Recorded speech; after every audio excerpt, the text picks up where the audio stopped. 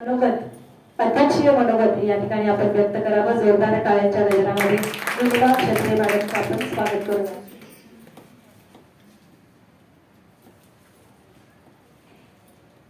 आजच्या कार्यक्रमाचे आयोजक, व्यासपीठावर उपस्थित मान्यवर श्रीमती ज्योती गडकरी, श्रीमती प्रियांका आठरे आणि आजी कोमल, तसेच निलिमा बंडल मॅडम. खरंच हे सगळे नाव घेणं गरजेचं आहे का? कारण एखादं नाव जरी त्याच्यातलं राहिलं तर असं झालं. तर मी सुरुवात करते माझ्या मनोगताला. बोलण्याला सुरुवात करण्यापूर्वी मला एक सांगायचं आहे की नगरकरांना एक सांगायचं आहे की नगर शहराचे आणि माझे खूप जुने ऋणानुबंध आहेत. अहिल्यानगर, अहमदनगर हे आताचं आहे, आम्ही पूर्वीपासून ह्याला नगरच म्हणतो. आणि माझ्या आजोबांचा इथे तोफखान्यामध्ये खत्रीवाडा होता आणि आमच्या लहानपणी बऱ्याचशा आमच्या सुट्ट्यामध्ये आम्ही इथे असायचो आणि त्या वाड्यामध्ये आम्ही खूप भरपूर धुडगूस घातलेला आहे. इथे नगर म्हटलं की ते तोफखान्यामध्ये स्टँड पासून तोफखान्यापर्यंतची टांग्याची सफर. टांगा हे नगरचं एक भूषण होतं त्या काळामध्ये.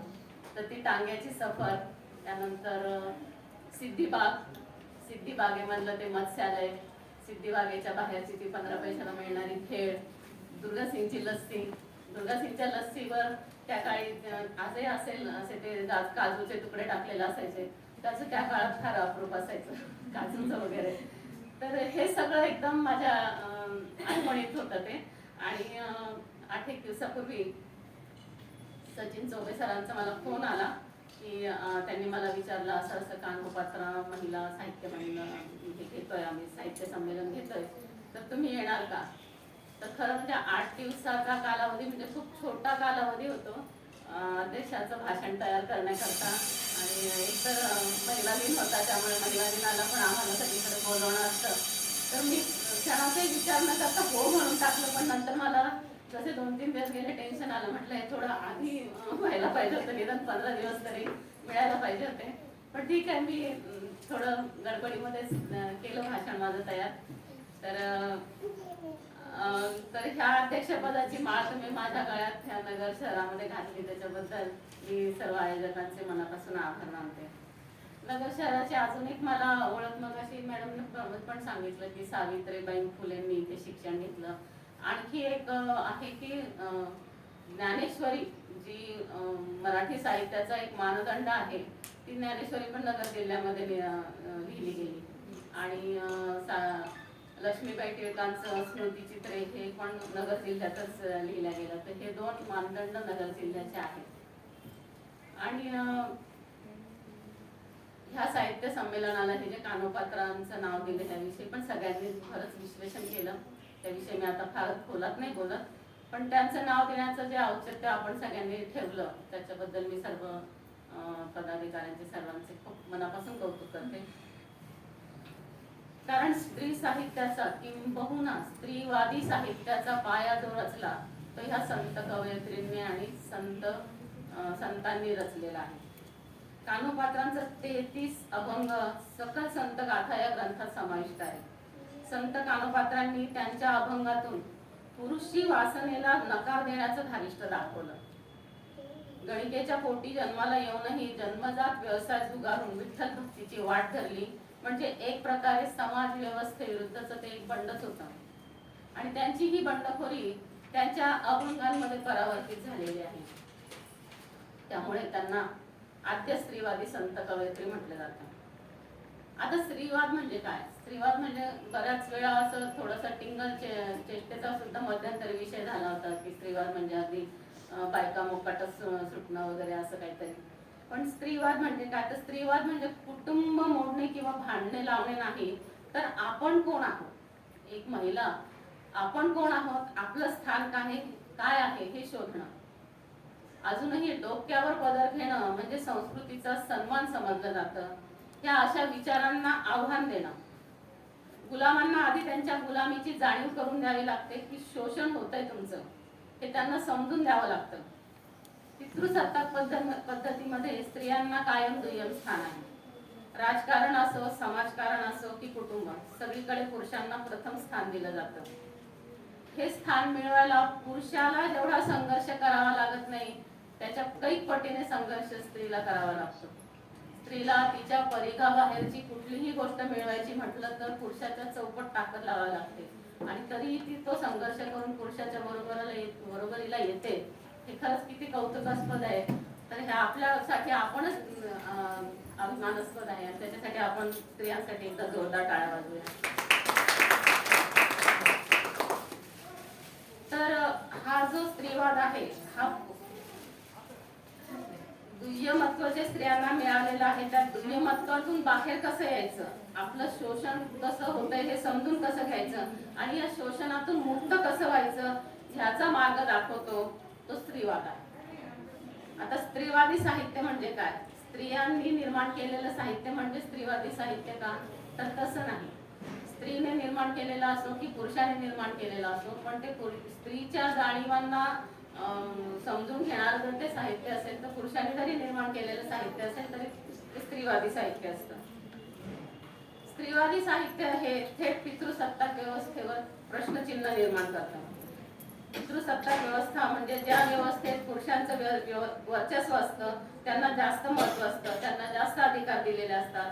स्त्रीवादी साहित्य म्हणजे स्त्रियांच्या दुःखांचं रडगाणं गाणारे साहित्य नसून ते दुःखांच्या कारणांचा मागोवा घेणारं साहित्य आहे. स्त्रीवादी लेखिका सिमोन दी बोवा यांचं एक प्रसिद्ध वाक्य आहे, स्त्री म्हणून जन्माला येत नाही तर ती घडवली जाते. याचाच अर्थ असा की स्त्रीवर तिचं स्त्रीत्व हे समाज लागतो. स्त्रीवरच काय, पुरुषावर पण त्याचं पुरुषत्व समाजच लागत असतो. म्हणजे जसं पुरुषांनी रडायचं नाही, स्त्रियांनी मोठ्याने हसायचं नाही, पुरुषांनी असं राहायचं, स्त्रियांनी असं राहायचं. पुरुषांनी स्त्रीचं रक्षण केलं पाहिजे. आता तो किडकिडीतही असेल, बायको जाडजूड जरी असेल तर त्यांनीच तिचं रक्षण करायचं, तिने नाही करायचं त्याचं रक्षण. म्हणजे हे असं मापदंड ठरवून दिलेलं आहे. स्त्रीने त्याने अर्थार्जन पण केलंच पाहिजे.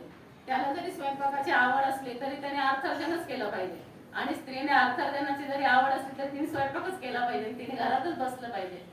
हे असे काही जे मापदंड घालून दिलेले असतात. वास्तविक दोघांच्या नैसर्गिक आवडीनिवडी वेगळ्या असू शकतात, पण त्यांच्या आवडीनिवडींचं दमन करून त्यांना एका ठराविक मापदंडाप्रमाणे वर्तन करण्यास आपण भाग पाडत असतो.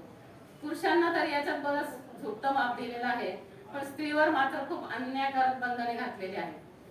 त्यामुळे ह्या स्त्रीला घडवण्याची जी प्रक्रिया आहे, त्या मागचं जे राजकारण आहे ते उघड पाडणारं साहित्य म्हणजे स्त्रीवादी साहित्य.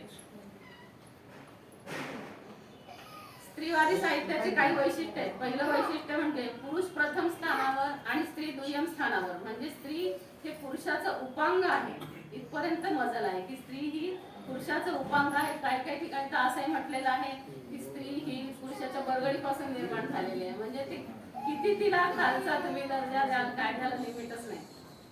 आई, पत्नी, माता, म्हणजे आता ह्या संकल्पनेला स्त्रीवाद आव्हान देतो. दुसरं म्हणजे पुरुषाच्या आयुष्यात तिला स्वतःचं स्थान शोधायला मदत करतो. आई, पत्नी, माता, बहीण या पलीकडेही तिचं काहीतरी अस्तित्व असतं, ते तिला शोधायला मदत करतं. स्वतःची ओळख शोधणं, तिच्या जाणीवा शोधणं आणि सहन करण्याऐवजी स्त्रीवाद स्त्रीला संघर्ष करायला शिकवतो. ही झाली स्त्रीवादाची थोडक्यात मीमांसा. आता थोडं स्त्रीच्या स्त्रीत्वाकडे वळूया. आपल्या संस्कृतीमध्ये स्त्रीला देवीचं रूप मानलेलं आहे. आदिम काळात जेव्हा संतती कशी निर्माण होते हे माहित नव्हतं, तेव्हा मानवाला ह्याचं ज्ञान नव्हतं, तेव्हा पुरुषाला ह्या गोष्टीचं फार विशेष वाटायचं की एका स्वतःच्या शरीरातून अगदी आपल्यासारखं दिसणारं एक व्यक्ती ही कशी तयार करते.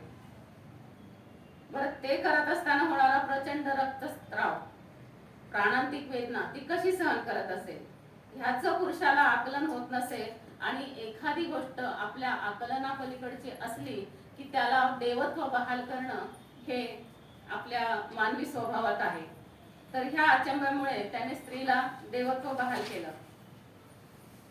त्या काळी मनुष्यबळ ही संपत्ती असायची, कारण जगण्याकरता मनुष्यबळ लागायचं आणि ते बळ निर्माण करण्याचं सामर्थ्य स्त्रीपाशी होतं. त्यामुळे त्या काळी मातृसत्ताक पद्धती होती. सरांनी मगाशीच उल्लेख केला की रामायणाच्या अलीकडच्या म्हणजे आधीच्या काळामध्ये मातृसत्ताक पद्धती होती. संतती मातेच्या नावाने ओळखली जायची. उदाहरणार्थ राधेय, कौंतेय, राधेचा मुलगा राधेय, कौंतीचा मुलगा कौंतेय. त्यामुळे आपण असं म्हणू शकतो की स्त्रीला पौराणिक काळात मानाचा दर्जा होता. निसर्गाने स्त्री पुरुष निर्माण करताना एकमेकांना पूरक असे निर्माण केले आहे. आपण नेहमी म्हणतो स्त्री पुरुष समानता समानता, खरं म्हणजे मला हा शब्द चुकीचा वाटतो. स्त्री पुरुष समान नाहीये. ते विधात्याने निर्माण करताना स्त्री पुरुषांना एकमेकाला पूरक निर्माण केलेलं आहे. म्हणजे कसं, पुरुषाला शिकारीसाठी पूरक असं त्यांनी स्नायुबल दिलेलं आहे आणि स्त्रीला संततीच्या संगोपनासाठी पूरक असं कोमल मन आणि समर्पणाची भावना दिलेली आहे. ह्यात कामाची काटेकोर वाटणी होती. बाहेरचं पुरुषांनी बघायचं, स्त्रियांनी संतती निर्माण करायची आणि त्यांचं संगोपन करायचं. कुटुंब संस्था तेव्हा उदयाला आलेली नव्हती. स्त्री आणि पुरुष समूहाने राहायचे. कालांतराने शेतीचा शोध लागला. शेतीचा शोध महिलांनी लावला. अजूनही शेतकरी म्हटलं की शेतकरी पुरुषाचं चित्र असतं, महिलेचं चित्र कधीच नसतं. आता पुरुषांना शिकारीसाठी वन भटकण्याची गरज राहिली होती का? नाही. आता ते एका जागी स्थिर राहून चालू शकत होतं. म्हणजे वेळ पण मोकळा मिळू शकत होता. सगळं होतं. जीवनाला एक प्रकारची स्थिरता आली. आता शिकारीची गरज संपली, कुटुंब संस्था निर्माण झाली आणि मग सुरू झाली पितृसत्ताक पद्धत. पितृसत्ताक पद्धत म्हणजे प्रथम स्थान पुरुषाला, स्त्री दुय्यम. पण पुरुष तर संतती निर्माण करू शकत नाही, कारण ती एक खूप मोठी शक्ती निसर्गाने स्त्रीला दिलेली आहे आणि त्या शक्तीचा आपल्याला काही जाणीवच नाहीये. आपण पाळीला प्रॉब्लेम म्हणतो. का प्रॉब्लेम म्हणायचं? त्याला पाळी आहे ती, त्याच्यातून जगाची निर्मिती होते. म्हणजे आपण आपल्यालाच थोडक्यात कमी लेखून घेतो. त्यांनी पुरुषांनी व स्त्रीच्या मनात मध्ये भ्रम निर्माण केला. तू अबला आहेस, तुला माझ्या आश्रयाने राहिल्याशिवाय तुझ्या संततीचं रक्षण करता येणार नाही. आणि खरं म्हणजे स्त्री पक्की कणखर असते. तिला खरं ह्या सगळ्याची गरज नसते. कुठल्याही परिस्थितीत ती चिवटपणे निभावून जाते. तसं पुरुषाचं नसतं. खरं तर एखाद्या जोडप्यात पुरुष आधी गेला तर स्त्री त्याच्या मागे तिच्या चिवटपणाने निघून जाते. पण एखाद्या जर जोडप्यामध्ये स्त्री आधी गेली तर पुरुष त्या प्रमाणात निघून जाऊ शकत नाही. त्यामुळे हार्ट अटॅक पण पुरुषांना जास्त येतात, स्त्रियांना कमी येतात. भावनेच्या भरात वाहत जाणे हा जो स्त्रीचा वीक पॉइंट असतो, त्याचा मात्र पुरुषाने चांगला वापर करून घेतला आणि मग ते स्त्रीला अंकित केलं. पर्यायाने काय झालं, स्त्रीच्याकडे संपत्ती असायची. संपत्ती कोणती? तिची संतती. त्या काळामध्ये संतती ही संपत्ती होती. मग त्या जर संततीवर तुम्हाला, संपत्तीवर जर तुम्हाला हक्क सांगायचा असेल तर तिलाच अंकित करून घ्यायचं. मग स्त्री अंकित करून घ्यायची. तिची जी संतती होती त्याची संपत्ती झाली. मग अशा तऱ्हेने स्त्री ताब्यात राहावे म्हणून मग त्याने तिला घरात कोंडलं. तिचा बाहेरच्या जगाशी संपर्क येणार नाही याची पण व्यवस्था केली. आणि घरात नुसतं बसून बसून ती कंटाळू शकते. तिला विचार करायला सवय दिली तर तिला पारतंत्र्याची जाणीव होऊ शकते. म्हणून घरकामाबरोबरच तिला निरनिराळ्या कर्मकांडांमध्ये गुंतवलं. ही कर्मकांड आजही आपण हिरिरीने करत असतो. प्रसंगी स्वतःच्या शरीराचे हाल करूनही आपण ती पूर्ण करत असतो. ह्या देवाला हा नैवेद्य, त्या देवाला तो भोग. देवाच्या नावाखाली खाणार सगळेच. राबायचं कोणी? बाई. पुरुषानं करायचं एकतरी व्रत किंवा कर्मकांड आपल्या संस्कृतीत आहे का? तुम्ही असं कधी ऐकलंय का? आमच्याकडे बाई दसऱ्याला ना पुरुषांच्याच हातचा नैवेद्य लागतो. नाही, बाईनी नोकरी करायची आणि हे सगळं करायचं. खरं तर आजच्या या यंत्रयुगात आता पुरुषाला स्नायुबळाची आवश्यकता राहिली का? नाही, कारण यंत्राने त्याची बरीच कामं सुकर केली आहे. आता नुसत्या पोटांवर सगळे काम होतात. शिकार बंद झाली, पळापळ संपली, घोडे गेले, घोडाखाली गाड्या आल्या. त्यांना किक मारायची गरज नाही, बटन दाबलं की गाडी स्टार्ट होते. बरोबर आहे? ह्याचा अर्थ निसर्गाने पुरुषाला सोपवलेले कष्टाचे काम आता राहिलेत का? पुरुषांनी कबूल करावं. नाही राहिले. आता इकडे स्त्रीची परिस्थिती बघा. निसर्गाने स्त्रीला मासिक धर्म, गर्भधारणा, प्रसूती अतिशय महत्वाची जबाबदारी दिलेली आहे. काळ इतका बदलला, पुरुषांचं सगळं बदललं, स्त्रीचं काही बदललं का? तिची याच्यात का झाली का? तर नाही. पण पुरुषाची बरोबरी करायची आपल्यालाच फार हौस आहे की नाही? पुरुषाची बरोबरी करायची हौस म्हणून आपण काय केलं, अर्थार्जनाचं घोंगडं पण आपल्या गळ्यात अडकून घेतलं. बरं, स्त्री पुरुष समानता ही कल्पना खरं चुकीचीच आहे.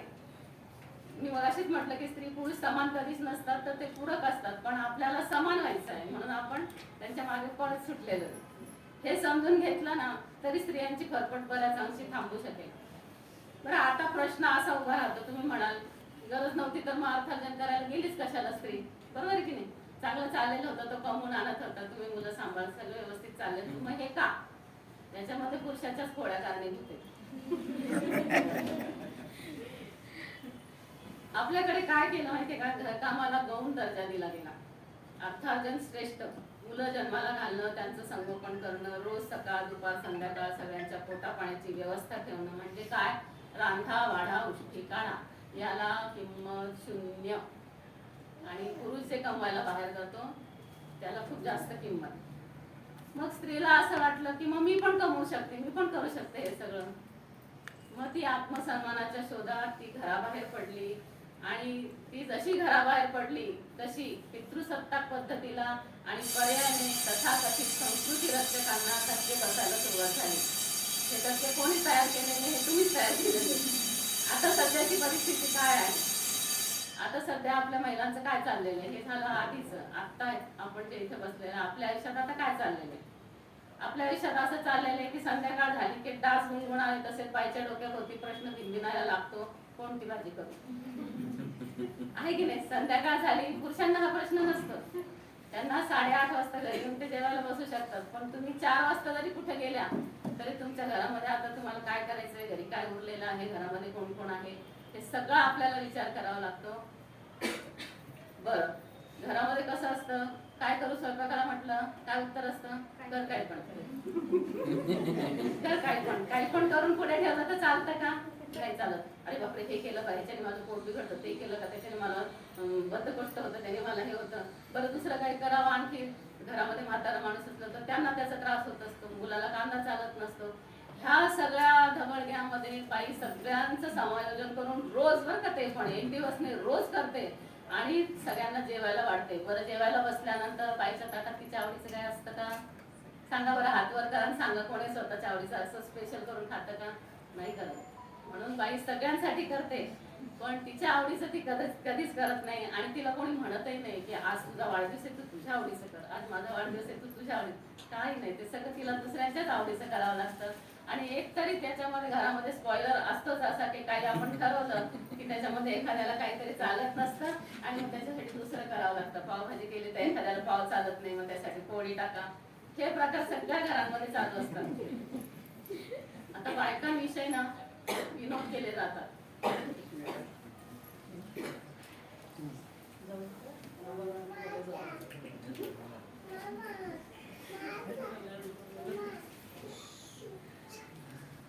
बायकांविषयी विनोदाने असं बोललं जातं की बायका खूप वेळ जेवत बसतात, एकदा जेवायला बसल्या की त्या दळतच बसतात, केवळही जेवतात.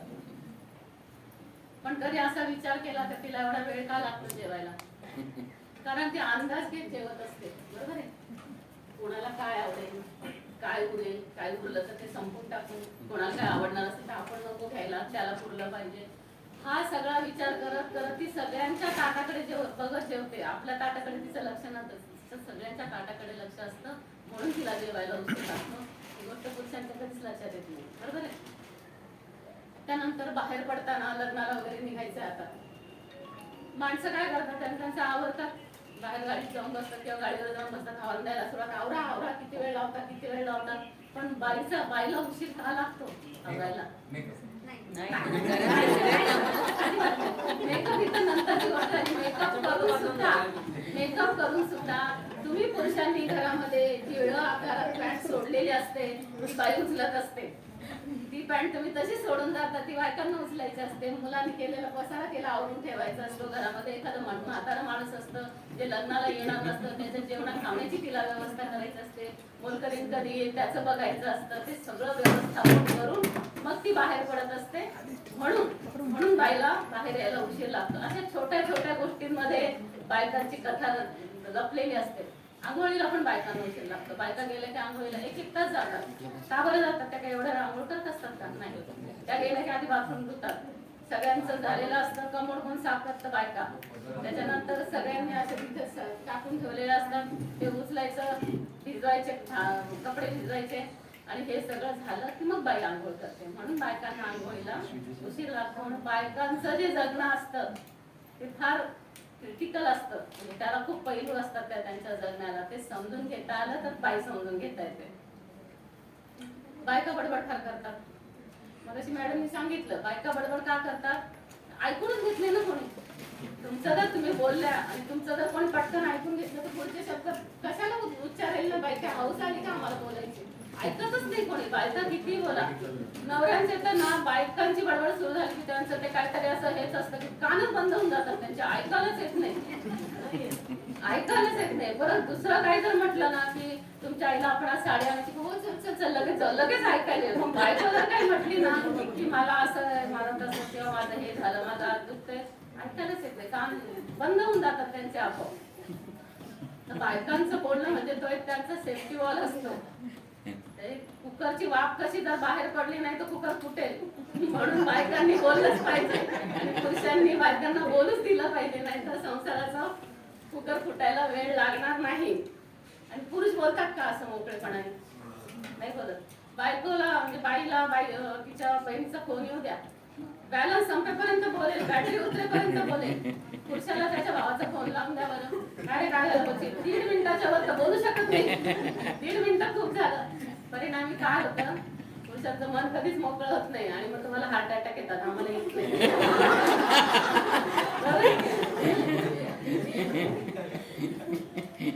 बरं, आता मी आताच म्हटलं होतं की विद्यार्थ्यांना स्त्री जात ही जातच उज्जत कणखर बनवलेली आहे. बालमृत्यूमध्ये मुलींपेक्षा मुलांच्या मृत्यूचं प्रमाण जास्त आहे. जोडप्यांमध्ये पण मगाशी म्हटलं तसं पुरुष लवकर गेला तर स्त्री कित्येक वर्ष जगते, पण बाईच्या मागे पुरुष जास्त जगत नाही. आता स्वयंपाकाचं पण बघा कसं आहे की आपल्याकडे अजूनही पाश्चात्यांप्रमाणे आयत्या बाहेरच्या जेवणाची सोय नाहीये, पद्धत नाहीये. पाश्चात्यांकडे म्हणजे त्यांची स्त्रीमुक्ती खूप वरच्या लेवलला गेली. सगळ्या बायका तिथे नोकरी करतात, वाहनं चालवतात, ते खूप वरच्या लेवलची येते पाश्चात्य स्त्रीमुक्ती चळवळ. तिथं वेगळं आहे त्यांच्याकडे. बहुतेक आजकाल बाहेरचं जेवण करण्याची तिथं पद्धत झालेली आहे. कित्येक पाश्चात्य कुटुंबांमध्ये स्वयंपाकघरं बंद झालेली आहेत. त्याचं पण आपल्याकडे खूप वेगळ्या पद्धतीने हे करतात. स्वयंपाकघरं बंद झाले म्हणून त्यांची संस्कृती हे झाली ते झाली, त्याच्यामुळे काही झालेलं नाहीये. आपली संस्कृती आपणच दळमळी केलेली. बायकांच्या कष्टाला किंमत न दिल्यामुळे बाई बाहेर पडली आणि तिथूनच आपल्या संस्कृतीला धक्के बसायला सुरुवात झालेली. म्हणून जे काय केलं आहे ते आपण केलं आहे. तर पाश्चात्यांमध्ये आयतं जेवायची पद्धत आहे, आपल्याकडे आयतं आणण्याची अजूनही पद्धत नाही. आपल्याला ते परवडत नाही. बाहेरचं जेवण महाग पडतं, घरचं जेवण स्वस्त पडतं. घरचं जेवण स्वस्त का पडतं? लेबर फ्री आहे. लेबर फ्री आहे, लेबरला काही द्यावं लागत नाही.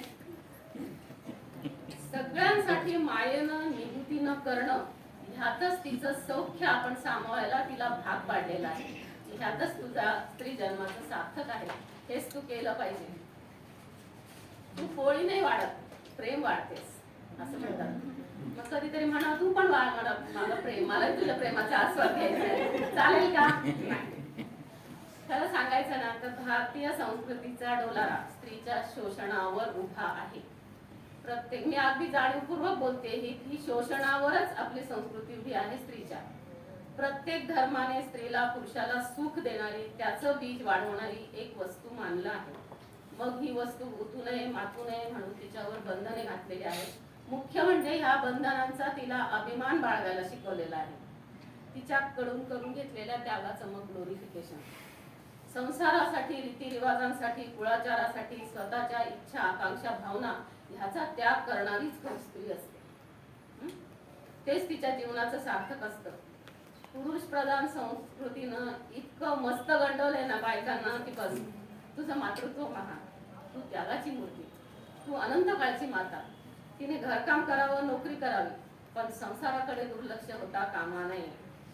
अमक्या तमक्या मॅडम एवढ्या मोठ्या पदावर आहेत, पण घर संसार सगळं सांभाळून व्यवस्थित केलं त्यांनी. म्हणजे घर संसार हा सांभाळलाच पाहिजे. तू किती मोठी हो, किती बाहेर जा, किती कमव, हे काम तुझं सुटणं शक्य नाही. कारण त्याच्या मागे तू महान आहेस हे लावलेले, त्याच्यामुळे तिला महान व्हायचंच असतं. प्रत्येक बाईला सुपर वुमन होण्याचं एक स्वप्न दिलेलं आहे. सुपर वुमन, पळत राहा ना, आपण वेळेसारखं पळतच लागतो, हे की नाही. स्वयंपाक पण कसा, सागर संगीत सोपा स्वयंपाक नाही आवडत, असं साधं काय केलं तर ते नाही चालत.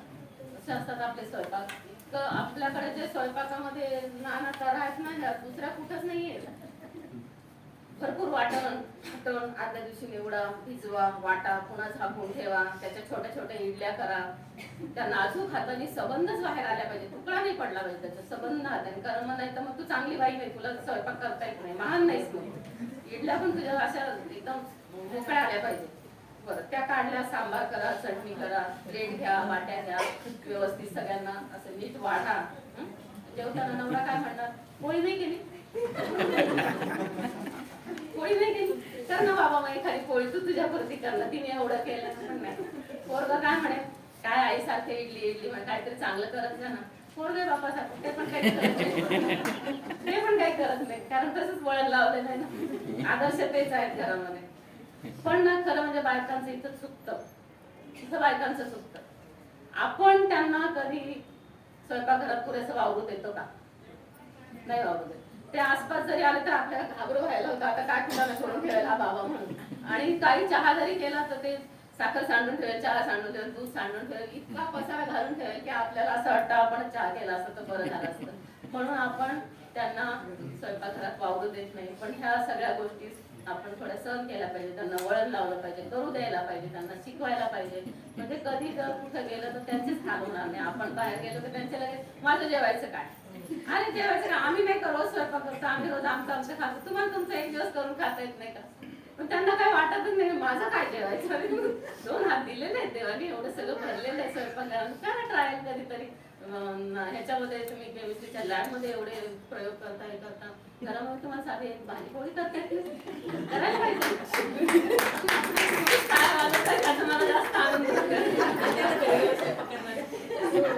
मला खूप आनंद होत आहे. तुम्ही इथं बसलेला आहात, मला तुमच्या समोरच हे बोलायचं होतं. बायकांना बोलून काय उपयोग नाही, हे पुरुषांना पुढे करायचं भाषण. सगळ्यांच्या बायका पण बसलेल्या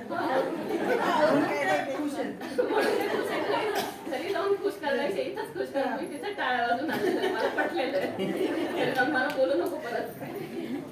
बरं, आता काय आहे माहिती का, आपल्यालाच हे थोडस बदलावं लागलं. काय झालेलं आहे, कुठे गेलं बरं आपलं. आता अमेरिकेमध्ये काही ठिकाणी ना भारतीय मुलींना घर भाड्याने मिळतं, पण भारतीय मुलांना घर भाड्याने मिळत नाही. का बरं? कारण त्यांना बेसिक स्वच्छतेच्या सवयी सुद्धा नसतात आपल्या मुलांना, तिथं ते चालत नाही. मग त्यामुळे मुलांना तिथे घर भाड्याने द्यायला लोक कानकूस करतात. खरं म्हणजे स्वतःची कप बशी विसरणं, पांघरुणाची घडी घालणं, आई जर आजारी असेल ते वरण भाताचा कुकर लावणं, एवढ्या बेसिक गोष्टी तरी आपण मुलांना आपल्या शिकवायला पाहिजे.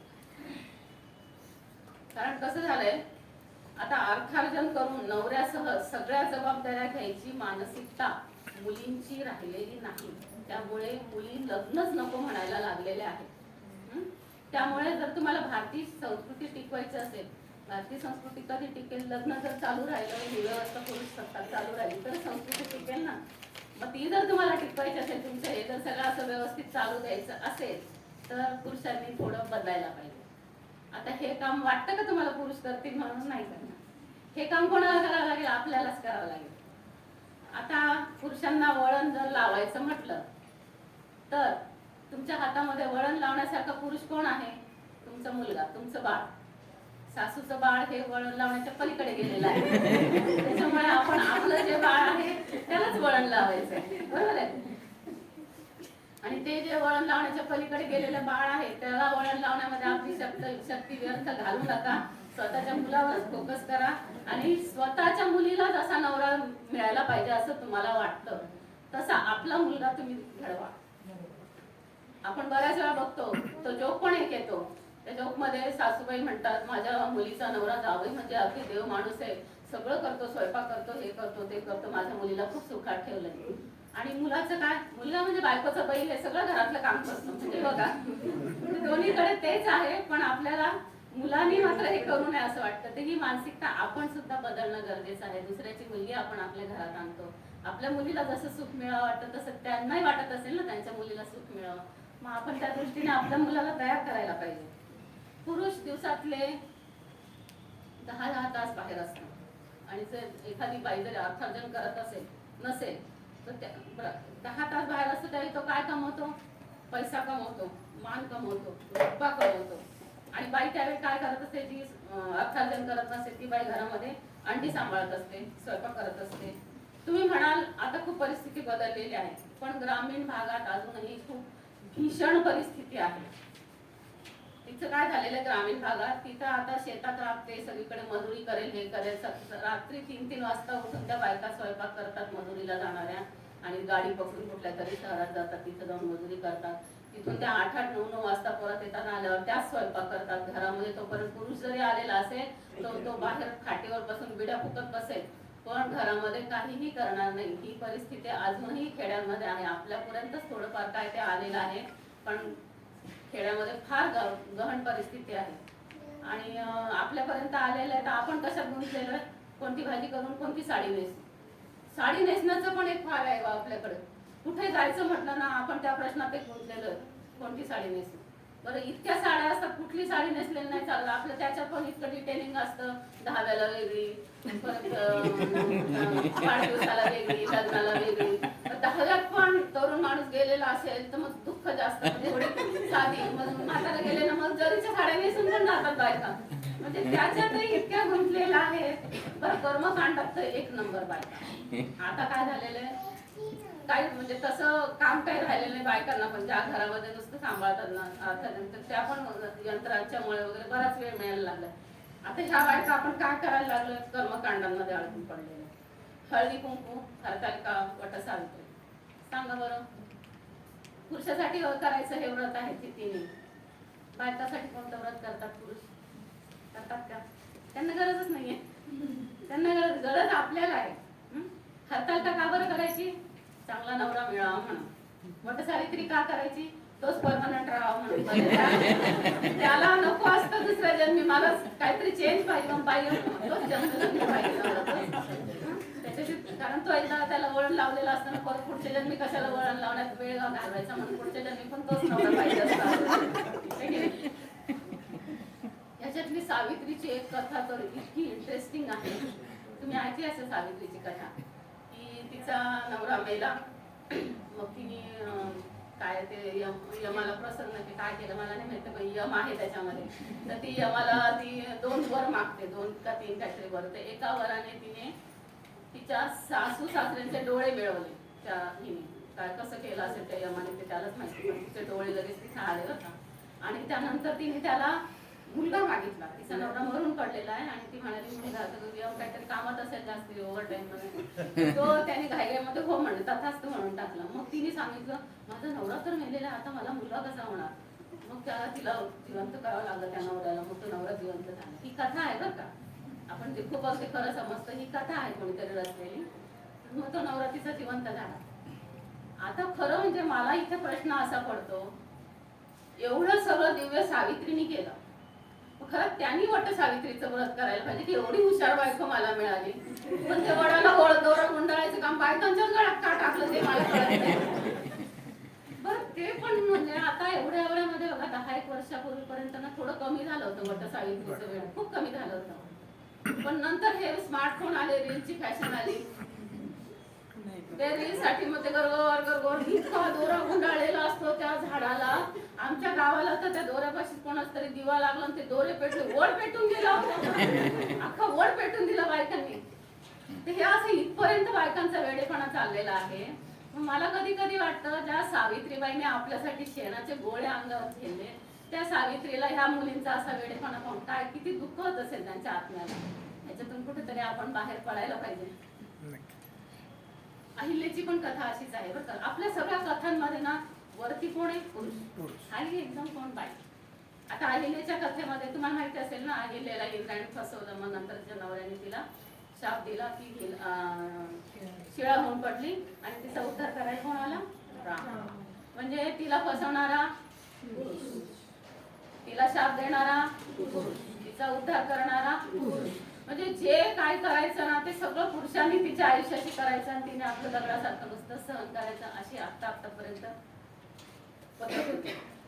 तर ही जी कर्मकांड आहेत ना, हे जे मी तुम्हाला म्हटलं हरतालिका वगैरे, हे सगळं केलं ना तर तिच्यावर घरंदाजपणाचं लेबल लागतं. एखाद्या गोष्टीत जर पुरस्कार मिळवायचा झाला, आता मी 7-8 पुरस्कार मिळवले, पण मला ते पुरस्कार मिळवताना किती लिहावं लागलं, किती माझ्या डोळ्यांचे खात्र झाले, किती कष्ट केले, त्याला किंमत नाही. पण मी जर वटसावित्रीचं हे केलं किंवा मी जर हत्या केली तर मी एक महान स्त्री होते. याच्याने मी महान होते. आपल्या संस्कृतीमध्ये मी ते कर्मकांड जर केले तरच मी महान होते. सवाष्ण एक तर खूपच मजेशीर प्रकरण आहे. कोण कोण सवाष्ण जातं बरं जेवायला? हातवर करा आता. जातात जेवायला बायका. का बरं जातात? आता आयतं जेवायला मिळतं, बायका कोण आयतं जेवायला घालतात म्हणून जातात. तसं काही एवढं हे नाहीये त्याच्यामध्ये. पण ते जे सवाष्ण प्रकरण आहे ना, त्याच्यामध्ये मी एक पण बायकांच्या लक्षात येत नाही की का बरं सवाष्णाला एवढं महत्व दिलेलं आहे. सवाष्ण म्हणजे कोण? तिचा नवरा जिवंत आहे ती सवाष्ण.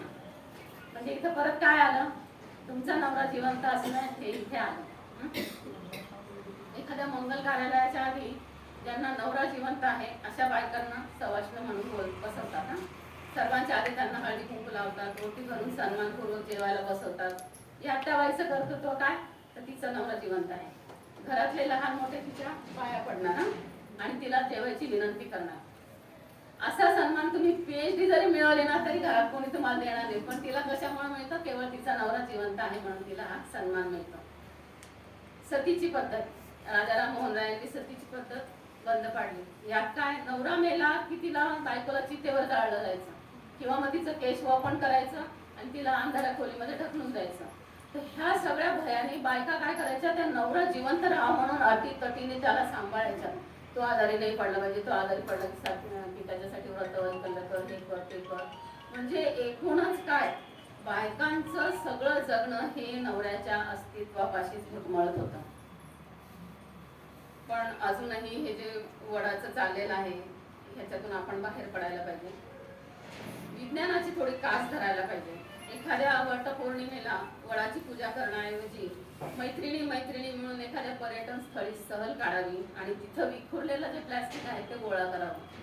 आपण इतक्या निष्कारण गोष्टींमध्ये आपण एवढा वेळ पैसा घालवतो, पण ह्या साध्या गोष्टी आपल्याला दिसत नाही. एखाद्या शाळांमध्ये जावं, त्यांच्यामध्ये जागृती निर्माण करावी पर्यावरणविषयी, असे काही कार्यक्रम घ्यावेत हे कर्मकांड करण्यापेक्षा, आणि काहीतरी वेगळं करून पाहावं. हे सगळं जर केलं तर आपला हा स्त्रीचा प्रवास फार सुंदर होऊ शकतो. आणि अशा ह्या प्रवासासाठी मी तुम्हाला खूप शुभेच्छा देते. माझं तुम्ही सगळ्यांनी मन लावून ऐकून घेतलं त्याबद्दल खूप खूप धन्यवाद.